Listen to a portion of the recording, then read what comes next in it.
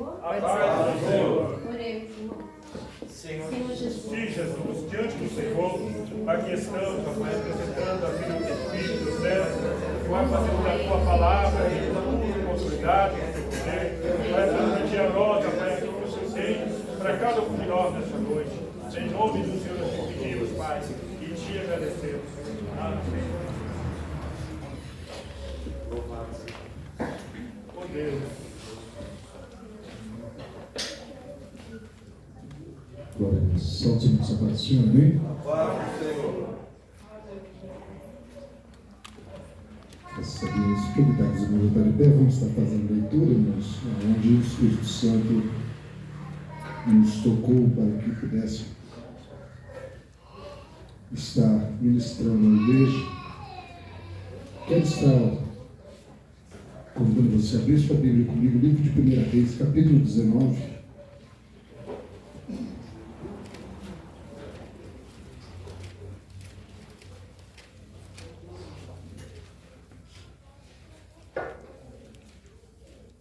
Livro de 1 Reis, capítulo 19, versículo também 19.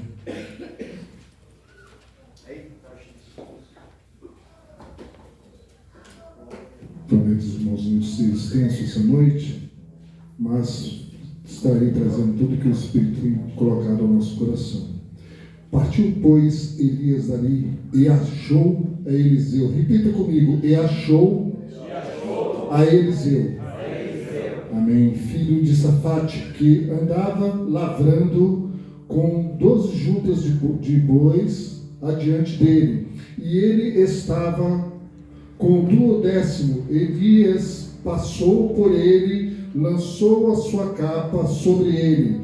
Então deixou ele os bois, repita comigo: deixou ele os bois e correu após Elias e disse-lhe: deixa-me beijar os meus pais e a minha mãe, e então te seguirei. E ele disse: vai e volte, porque te tenho eu feito. Quero também estar convidando você a abrir o livro de 2 Reis, capítulo 2. Glória a Deus.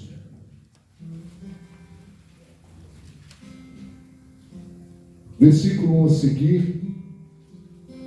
Sucedeu, pois, que havendo o Senhor de elevar Elias num redemoinho ao céu, Elias partiu com Eliseu de Gilgal. E disse Elias a Eliseu: fica-te aqui, porque o Senhor me enviou a Betel. Porém Eliseu disse: vive o Senhor e vive a tua alma, que te não deixarei. E assim foram a Betel. Então os filhos dos profetas que estavam em Betel saíram a Eliseu e lhe disseram: sabes que o Senhor hoje tomará o teu Senhor por de cima da tua cabeça? E ele disse: também eu bem o sei, calai-vos. Elias disse a Eliseu: fica-te aqui, porque o Senhor me enviou a Jericó. Porém ele disse: vive o Senhor e vive a tua alma, que te não deixarei. E assim vieram a Jericó. Então os filhos dos profetas que estavam em Jericó se chegaram a Eliseu e lhe disseram: sabes que o Senhor hoje tomará o teu Senhor por cima de tua cabeça? E ele disse: também eu bem o sei, calai-vos. E Elias disse: fica-te bem, porque o Senhor me enviou a Jordão. Mas ele disse: vive o Senhor e vive a tua alma, que te não deixarei. Assim ambos foram juntos. E foram 50 homens dos filhos do profeta, e de longe pararam de frente a eles. Ambos pararam junto ao Jordão. Então Elias tomou a sua capa e a dobrou, e feriu a água, e as quais se dividiram para as duas bandas, e passaram ambos em seco. Sucedeu, pois, que havendo eles passado, Elias disse a Eliseu: pede-me o que queres que te faça, antes que te seja tomado de ti. E disse Eliseu: peço-te que haja porção dobrada do teu Espírito sobre mim. Podeis assentar, glorificando e exaltando o nome do Senhor. Um pouco extensa, mas fiz a questão de que estar lendo juntamente com a igreja para que nós venhamos a entender o contexto e aquilo que o Senhor está querendo falar conosco nessa noite. Eu quero ser bem breve aos irmãos. Quero primeiramente agradecer aqui a direção do grupo dos varões, agradecer o irmão Beleon e ao pastor por estar nos confiando essa rica oportunidade. É um privilégio muito grande. Não tenho estado muito bem ultimamente, esses dias, não sei se é gripe, não sei, também não interessa nem saber. Só sei que não estou bem, mas hoje estou aqui para a honra e glória do Senhor. A voz um pouco falhando, mas os irmãos, peço que os irmãos compreendam. E o mais importante, que os irmãos entendam aquilo que o Senhor quer tratar conosco nessa noite. Sendo intitulado esse sermão que eu quero trazer hoje para os irmãos, eu colocarei ele assim: andando nos campos do crescimento. Andando nos campos do crescimento. Vamos trocar aqui o aparelho. Que fale, aleluia, amém, glória a Deus, aleluia. Toca um pouco de ganho aí, irmão, aleluia. Falho, amém, glória a Deus. Falha só o preletor, já está bom. O microfone falhando, o preletor também, aí fica um pouco difícil. Andando nos campos do crescimento.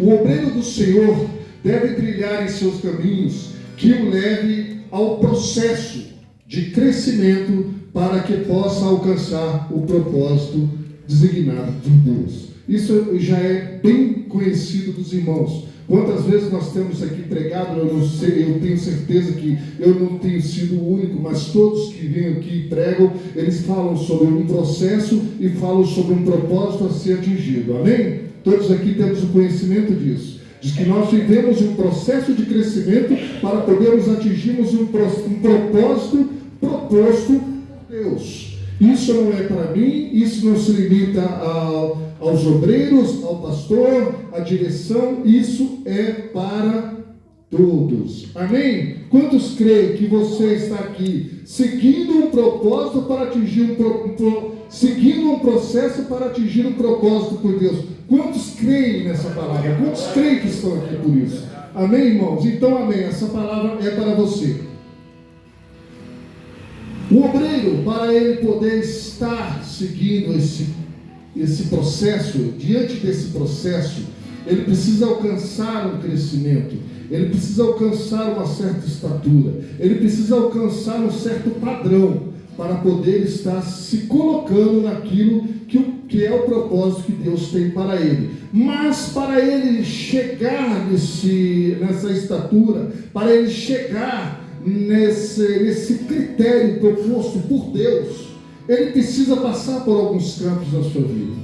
E nessas passagens que nós lemos, ela vem nos dizer algo a respeito disso. Ele precisa, no ponto 1, ele precisa ser achado. Obreiro nenhum, servo de Deus nenhum é folha seca. Você é achado de Deus. Muitas vezes nós queremos relutar e até lutarmos contra essa palavra. Não, eu estou aqui por acaso. Porque não, você não está aqui por acaso. Você não é só mais um peixe que entrou naquela rede. Não, você foi escolhido por Deus. Por que você foi escolhido? Você foi separado por Deus. Não que nós venhamos, cada um de nós que estamos aqui, irmãos, não somos melhor do que ninguém que está aí fora. Mas houve algo na minha atitude, na sua atitude, que nos fez diferenciado. Nós demos ouvido à palavra pregada. E uma vez que nós demos ouvido à palavra pregada, foi lançada uma semente. E lançada uma semente, ela germinou algo em nós, que fez com que Deus nos escolhesse, Deus nos achasse. A palavra diz assim que Elias estava passando e ele achou Eliseu. Eliseu não estava ali ao acaso. Eliseu não caiu de paraquedas no ministério. Eliseu não simplesmente foi lá e tirou uma senha, esperou sua vez para que pudesse ser colocado como profeta do Senhor. Eliseu foi achado.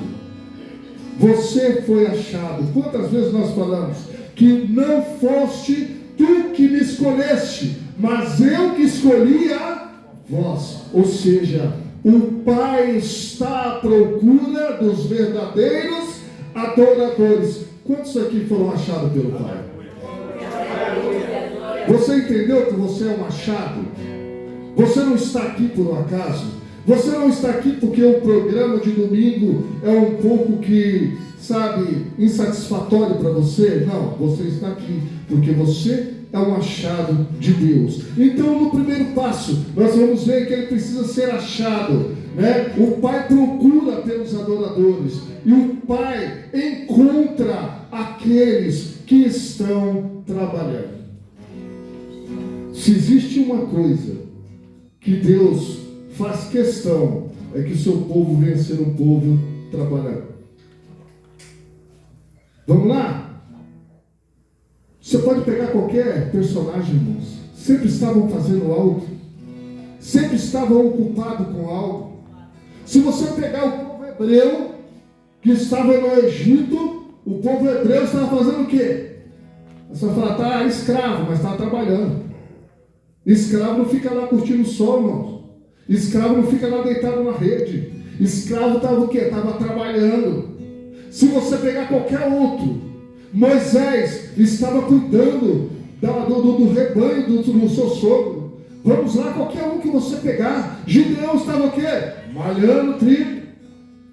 Davi estava o quê? Cuidando também do rebanho do seu pai. Jesus estava fazendo o quê?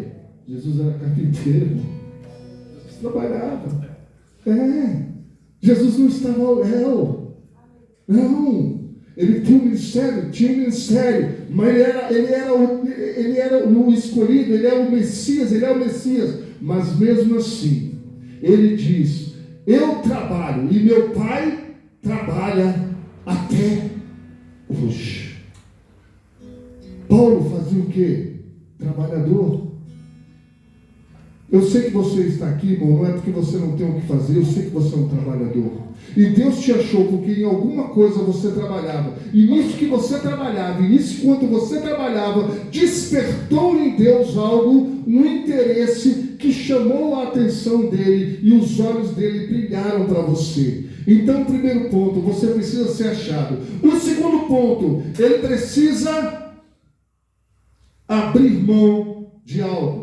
No versículo 20 do capítulo 19 de 1 Reis, nós vamos ver que Eliseu, ele estava trabalhando com juntas de boi. E quando Elias chama ele vai então, pede que se despeça dos seus pais. Ao voltar, ele pega as juntas do boi, ele tira ali, ele faz uma fogueira, mata os bois, faz ali aquela churrascada, né? Ou seja, eu abro mão. Eu estou sendo achado de Deus daqui por diante. Então daqui para trás o que aconteceu já não me interessa. O que importa é o que está por vir. Eu na presença de Deus. Deus e eu. Só eu e ele já é o suficiente. Aliás, só Deus já é suficiente, né? Eu estou aqui sobrando e estou indo pela misericórdia. E o amor que ele tem por mim está me levando junto. Então, aquilo que eu fazia até aqui, eu sacrifico nesse ponto. E daqui por diante eu não quero mais me preocupar com o que eu fazia. Você precisa abrir mão de alguma coisa na sua vida. Se você quer ser obreiro na casa do Senhor, se você quer ser pregador da palavra do Senhor, se você quer ser aquele que carrega o ministério do Senhor na sua vida, você precisa ser achado por Deus. Mas não somente ser achado, precisa abrir mão de algo na sua vida. Eu não sei o que é. Talvez seja um gosto, um mimo, talvez seja um prazer, talvez seja um bem, talvez seja um sonho, eu não sei o que é, mas Deus está dizendo para nós, que se nós quisermos levar adiante esse ministério, esse cargo, se nós quisermos levar adiante essa responsabilidade, eu preciso estar abrindo mão de algo. Não existe nada que vai ser entregue a Deus, sem que seja feito um sacrifício para Ele.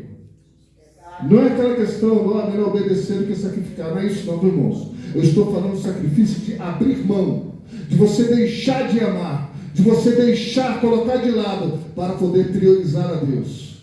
Abraão, ele teve um amor muito grande na sua vida, que foi seu filho Isaque. Mas a Bíblia fala que diversos altares foram feitos por Abraão para o Senhor, até Isaque nascer. Mas quando Isaac nasce, o que acontece? Cessa-se os altares. E o Deus vem então e fala: me dê o teu filho, o teu único filho, o filho quem tu amas. O que Deus está querendo dizer, irmãos? Você deixou de olhar para mim. Esquece Isaac, olhe para mim. Eu costumo dizer isso e acho isso muito bonito de dizer, que Deus pede Isaac, mas Deus queria Abraão. Deus quer algo de você, mas não é esse algo que Ele quer para Ele, não, Ele quer você. Ele só quer que você abra mão disso. Eu não sei o que é, eu não sei do que se trata, mas você sabe. No seu íntimo, no seu coração, você já sabe. E eu tenho certeza que o Espírito já tem falado com você. O Espírito já está tratando com você. Eliseu deixou os bois, Eliseu deixou as juntas, Pedro deixou as redes. A Bíblia fala que quando Jesus disse para ele: segue-me, ele largou tudo. Largar tudo para Pedro era largar o sustento, era largar uma vida. Pedro era pescador, irmãos. O que é um pescador sem seu barco, sem sua rede? Pedro ali passou a ser nada e reconheceu a sua pequenez diante da glória de Jesus Cristo, o Messias. Então eu não sei o que você tem que deixar. Eu não sei, mas o Espírito Santo está trabalhando nisso. E não cabe a mim julgar o que você tem que deixar, se é seu trabalho, se é sua faculdade. Não cabe a mim, de maneira nenhuma. Não sou eu que tenho que dizer, é o Espírito Santo que tem que tratar. Aliás, não estou mandando ninguém aqui largar emprego e faculdade, em nome de Jesus. Amém? Aleluia, Deus. Moisés, ele largou o luxo e o conforto do palácio de Faraó para poder viver no deserto. O que eu tenho feito? Essa pergunta tem se colocado no meu coração há um tempo. Isso eu confesso aos irmãos, tenho incomodado. O que eu tenho feito que possa ser algo tão impactante para poder, sei lá, pelo menos me convencer de que tenho realmente feito algo para Deus, ou algo por amor à obra, algo que realmente venha trazer um sustento a essa obra. Irmão, eu tenho vindo aqui todos os domingos, todos os irmãos, nós não estamos falando disso, nós estamos falando de um evangelho com essência, nós estamos falando de um evangelho com verdade. Nós estamos falando de um evangelho que venha impactar a sua família. Nós estamos falando de um evangelho de uma transformação. O Moisés usa sempre essa palavra aqui, não é? Romanos 12, né?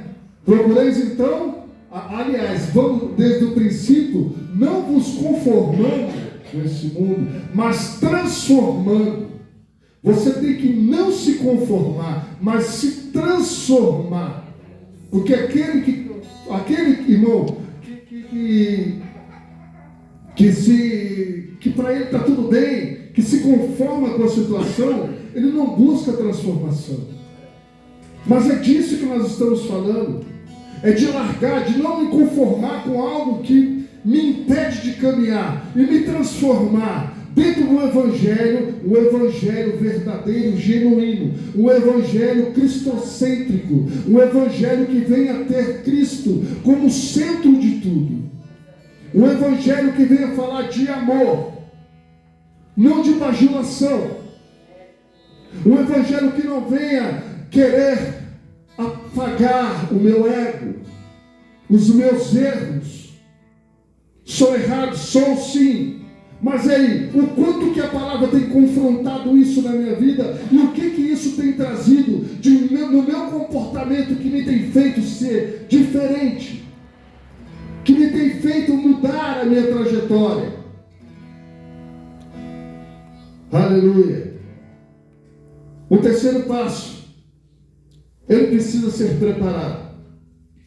No versículo 1 do capítulo 2 de 2 Reis, a Bíblia vai falar que, saindo Elias de Gilgal, Gilgal na Bíblia, se você for ver, é um lugar de preparação. Gilgal era um lugar onde a maioria das vitórias do povo de Deus, ela previnha desse lugar. Eles se reuniam em Gilgal, e ali eles se preparavam. Mas eu quero estar trazendo apenas uma bastante conhecida, que está no livro de Josué, do seu capítulo 6.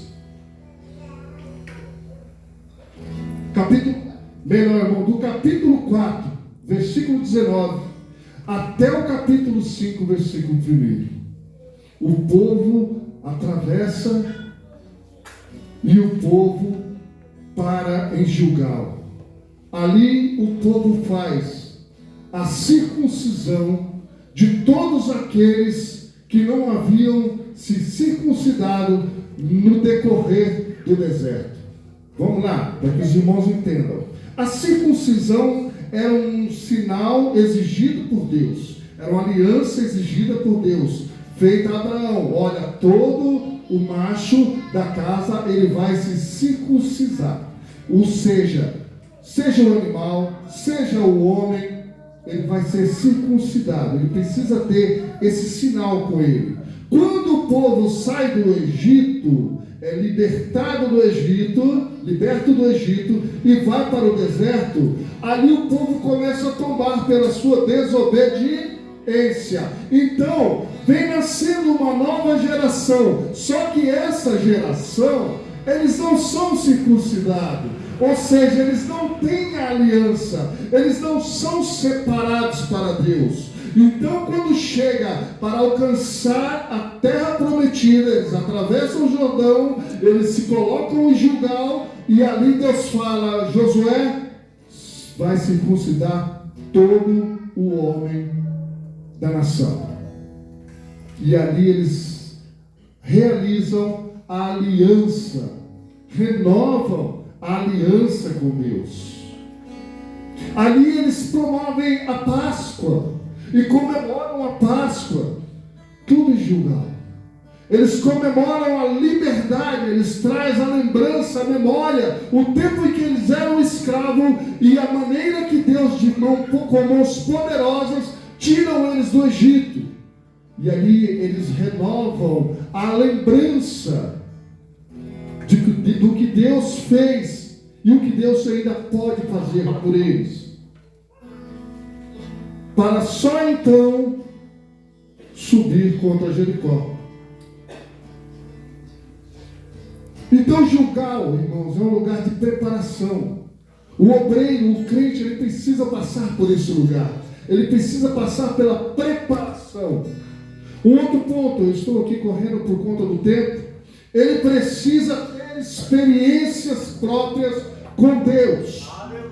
No versículo 2, ali vai dizer que Elias disse para Eliseu: olha, ficai aqui, porque Deus me manda até Betel. Onde é Betel? Betel é o lugar, é o local onde você mais vai ler na Bíblia que Deus faz ou promove experiências. Mas uma delas, eu quero estar trazendo aqui, se encontra no livro de Gênesis, no seu capítulo 12, versículo 8. E moveu-se dali para a montanha ao lado do oriente de Betel, e armou a sua tenda, tendo Betel ao ocidente e Ai ao oriente, e edificou ali um altar ao Senhor, e invocou o nome do Senhor. E nós vamos ver que as gerações futuras, Abraão, tanto Isaac quanto Jacó, fizeram um altar ao Senhor em Betel, porque ali tiveram experiências com Deus. Existem pessoas que apenas contam experiências de outros. Existem pessoas que apenas contam o que ouviram falar. E existem muitas, aliás, é uma expressão bastante usada, e isso não é mentira, de que quem conta um conto aumenta um ponto.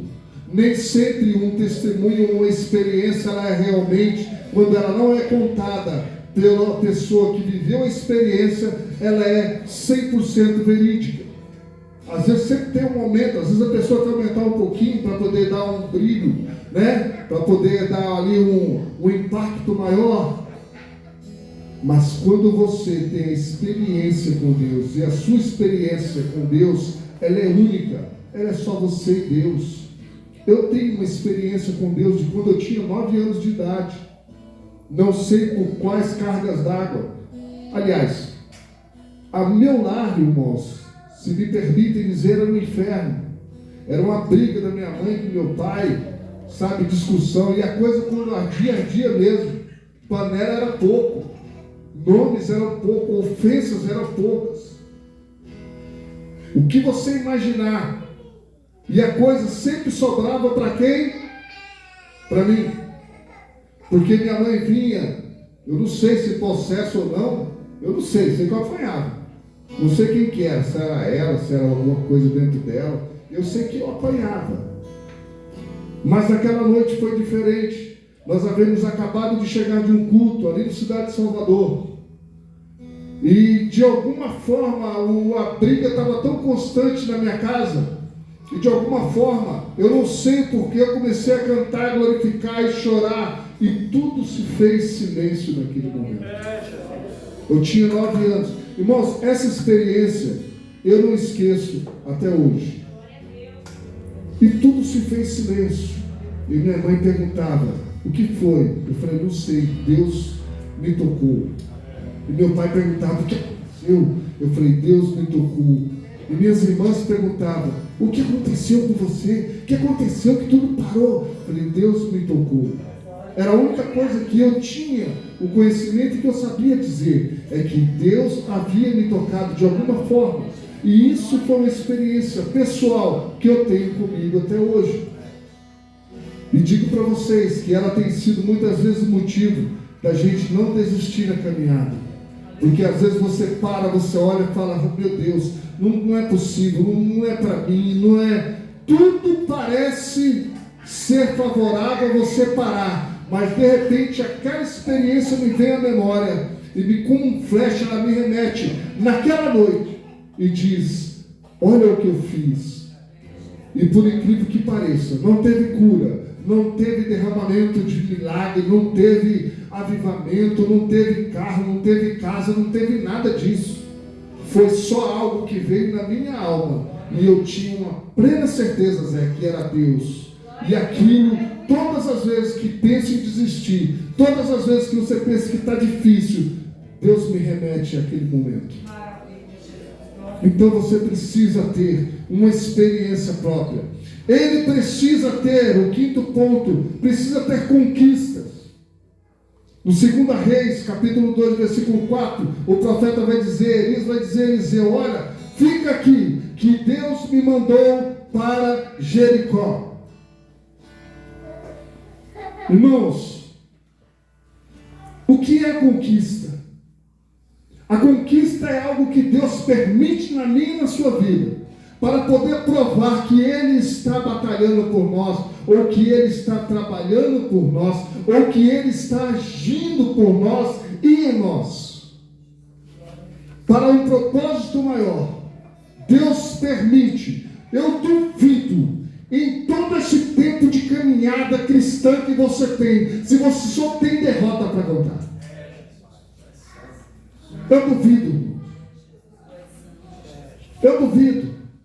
O grande problema, o que nos aflige muito, é que nós damos muito mais valores às lutas e às frustrações. Eu dou muito mais evasão ao não de Deus do que ao sim. Até porque é muito mais fácil ouvir não do que sim de Deus. E se tem alguém que sabe dizer não, é Deus. Porque quando eu peço segundo o meu. E a Bíblia diz que enganoso é o coração do homem. Mas eu peço segundo a minha visão, a minha ótica, o meu achismo. Eu acho que assim vai, Deus, e aí, vai. Não. Às vezes eu sou teimoso e quebra a cara. Bastante. Então, uma pergunta que eu faço para você, aliás, que você tem que se fazer. Se for colocar numa balança, quantas vitórias eu já tive? Quantos sims? Quantas conquistas Deus me deu, me concedeu? E quantos não? Quantas frustrações? Eu vou dizer uma coisa para você. Existem preços e existem valores.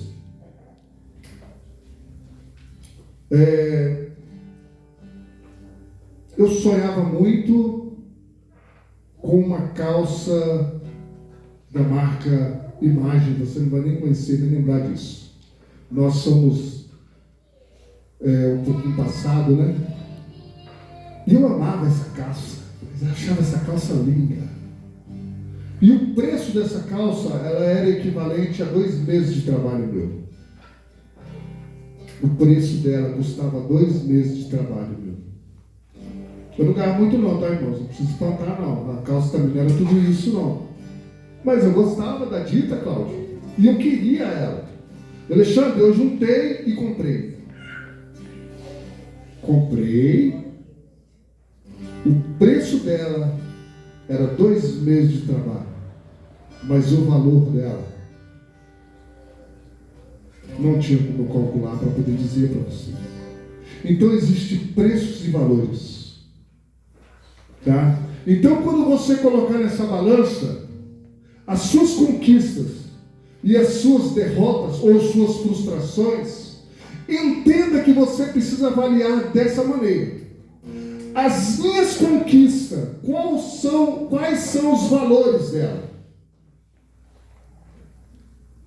Qual o valor que tem uma conquista dada por Deus na sua vida? E qual o preço que tem uma frustração que você teve?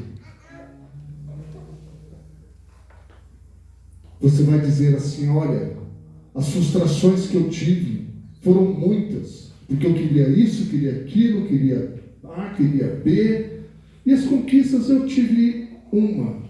Eu tenho certeza que se você colocar por essa ótica de preços e valores, você vai ver que a sua conquista tem um valor muito maior do que todas as frustrações que para você foram frustrações, mas para Deus foi uma maneira de colocar você no caminho certo. Para Deus foi uma maneira de colocar você no caminho que Ele quer que você esteja. Existe uma diferença muito grande, irmãos, na ótica humana, porque o que o homem fala assim, que as pragas do Egito, Deus fala os meus sinais de maravilha. E você fala é frustração, Deus fala não, é livramento. Meu Pai. Você fala é perda, Deus fala não, é ganho. Eu estou te colocando num direcionamento aonde você precisa estar, para que quando o propósito se cumprir na tua vida, você venha usufruir do extraordinário de Deus para a sua vida. Agora, tendo passado por tudo isso, você conseguiu a conquista, você começa a se encher, e você começa a então entender o teu valor, começa a entender que você, como foi dito aqui, você não é um Zé Ninguém, você é alguém que foi chamado por Deus para poder fazer algo de importante, mas então você precisa ir para um lugar chamado Jordão, que é descer. Você pode ver que em todos os pontos que alguém vai ao Jordão, Naamã foi assim, Jesus foi assim, e desceu ao Jordão. Jordão é o lugar que descemos pela humildade. Quando eu acho que eu conquistei, quando eu acho que eu já passei, quando eu acho que eu já sei de tudo, quando eu acho que eu sou bam, Deus fala, agora você desce. Vai no Jordão. E você tem que se humilhar para poder entender qual é o propósito de Deus, enxergar o propósito de Deus. O maior exemplo disso foi lido aqui pelo irmão, livro de Filipenses, capítulo 2, seu versículo 5 a seguir. De sorte que haja em vós o mesmo sentimento que houve em Jesus, que mesmo sendo Deus, não quis por usurpação ser igual a Deus, mas antes esvaziou-se de si mesmo, se fazendo servo, igualmente ao homem. Olha só, um Deus que pega e se desvazia. E se desvaziar, irmãos, para que os irmãos entendam, não é que ele deixou de ser Deus. Não. Jesus é Deus. Ele nunca deixou de ser Deus. Ele só se desligou, ele só abriu mão dos seus privilégios de Deus. Amém? Então é isso. Sabe o que é ser humilde? Humildade muitas vezes a gente quer colocar como sendo uma roupa, né, toda batida, surrada, ou com um jeito humilde de conversar e dizer, né, simplório. Mas não é. Vou dizer uma coisa para você: humildade é você ter poder, mas não fazer. É você poder fazer o mal a alguém, mas falar, eu não vou fazer.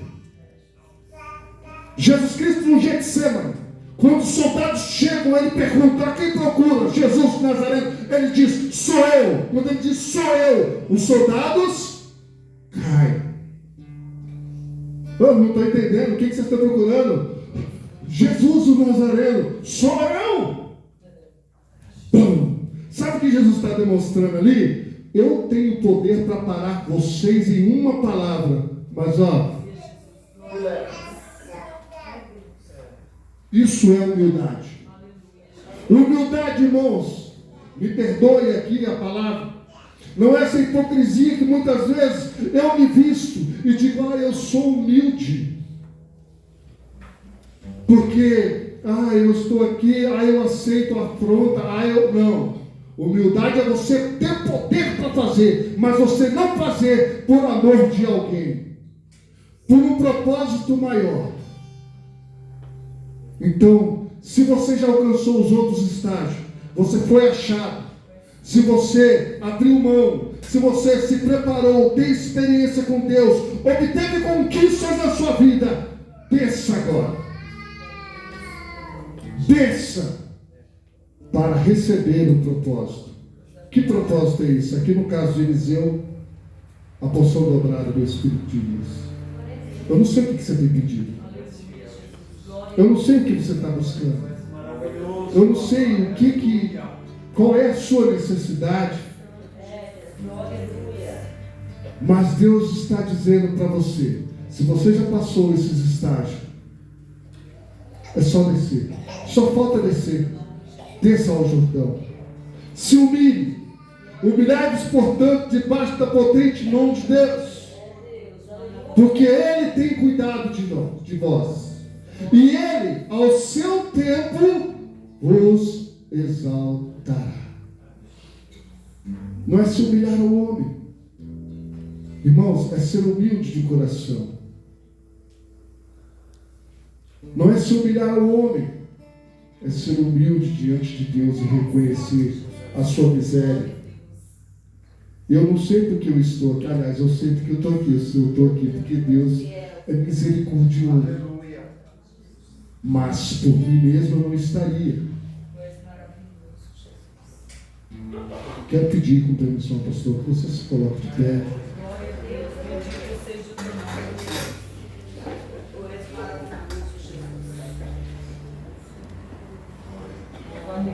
Glória a Deus. E pedir nesse momento que você faça uma perspectiva agora. Olhe para dentro de você agora. E comece a entender o que precisa ser mudado.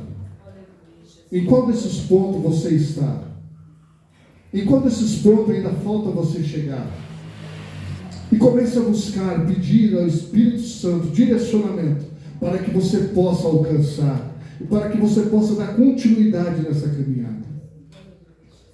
Senhor meu Deus, Pai querido, nesse momento, Senhor, nós estamos diante de Ti, diante da Tua casa, diante do Teu povo, Senhor, humildemente pedindo a Ti, Espírito Santo, que nessa noite o Senhor possa falar, Senhor, no nosso coração, no que nós estamos falhando. Nós queremos, Senhor, o ministério, queremos trabalhar, queremos, Senhor, meu Deus, ser útil na Tua obra, mas nós entendemos que estamos, às vezes, falhando em algo. E nós queremos, Senhor, meu Deus, que isso seja consertado. Nós queremos que isso seja mudado. Nós queremos, Senhor, meu Deus, uma mudança, Senhor, de comportamento em nossas vidas, para que nós possamos, Pai, viver o Teu extraordinário, viver as coisas novas que o Senhor tem para nós. Nós queremos deixar o velho homem, queremos deixar as velhas atitudes. Senhor, no nome de Jesus, a Tua igreja está aqui diante de Ti. E nós pedimos, Senhor, nós sabemos, ó Pai, que talvez não venha ser um sermão caloroso, onde as pessoas se derramam em lágrimas e prantos e pulos da Tua presença. Mas, Senhor, meu Deus, eu vejo aqui um povo quebrantado diante de Ti, Senhor. Um coração contrito, um coração, Senhor, buscando melhoras. Pai, um povo que quer, Senhor, se reencontrar no caminho em que o Senhor quer que nós estejamos trilhando. Pai, em nome de Jesus, que a Tua palavra venha falar mais alto aos nossos corações, que o Teu Espírito venha falar mais alto comigo, Senhor, mais brando, Senhor, que a Tua palavra venha nos impactar a cada dia. Nós pedimos isso no nome de Jesus Cristo e damos graças a Ti por essa oportunidade de hoje estarmos aprendendo aqui, Senhor, que nós precisamos estar mudando. Queremos agradecer, ó Pai, pela oportunidade aqui, Senhor, pela porta aberta que nos leva, Senhor, a entender que o Senhor quer algo mais de nós, para que nós possamos descer e assim alcançar o nosso propósito. Pai, é o que nós te pedimos e agradecemos, em nome de Jesus. E assim agradeço a oportunidade e as palmas louvam ao Senhor.